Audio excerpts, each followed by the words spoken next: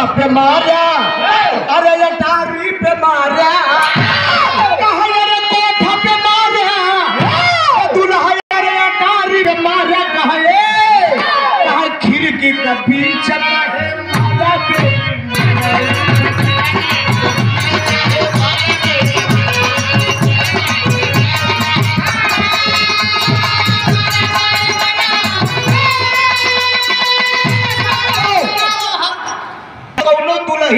दुल्हा गोरे गांव में भैंसी तबेला में गोबर फेंक रहा। अरे बंबई में विज्ञान इतना आगे बढ़ के बाटे, मेहरारू वीडियो कॉल पे बतला दिए, अब बतलाते ही बतला प्रियंका कभी के लाली लगाए रहे। अरे मत देखे तो लगा कल्पना वही कहा तो ज्यादा करबू तो हम के बनाने का सफेद गेम तो वह दुल्हनिया कहा तू कि राजा जाया मैं आई नहीं।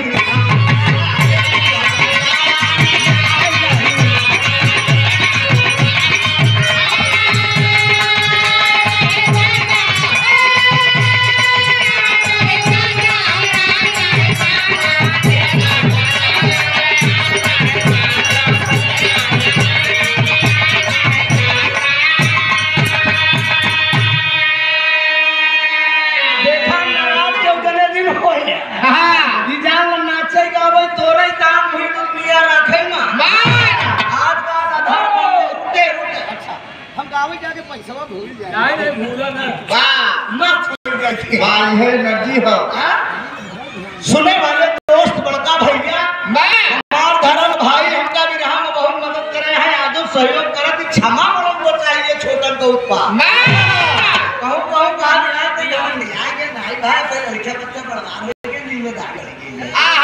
अब उन्हें भूल नहीं पाई इस सागर 500 रुपया पहले 1000 मिला रहा, कमनो बात ना घिवराई पैसे नहीं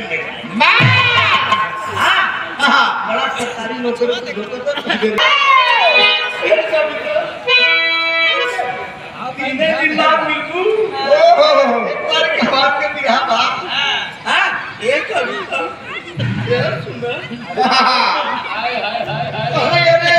हमार मन से धू समा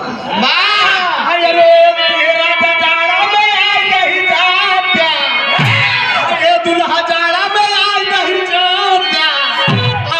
डबल जाइया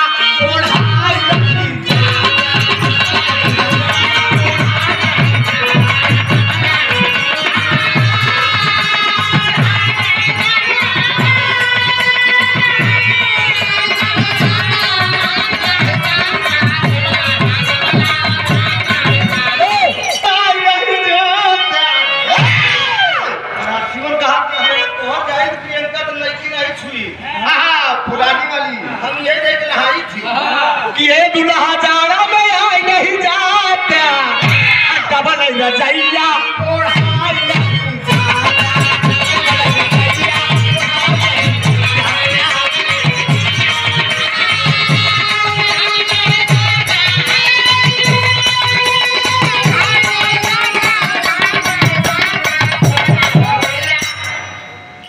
यहाँ जगत की बड़ी खूबसूरत गायिका और वायरल गायिका। अरे वाह वायरल खट्टा बनारसी जी बनारस से लेकर बलिया आजमगढ़ भगवा बिहार मेरा कार्यक्रम आदरणीय विजयलाल जी से हो रहा था चंदौली में।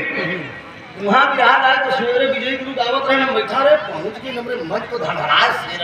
अरे क्या बात है, चौबे जी भगवान ने कहा मुस्कुराहट जान मारा था। अरे अरे सब मत अरे समझा अरे काजा नहीं दे सहारा वाली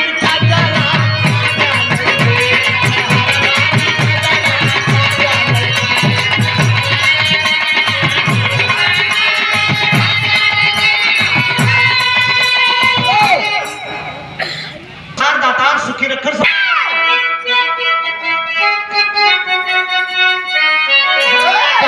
के बलमुआ का पेड़ा मिठाई अपने बलम के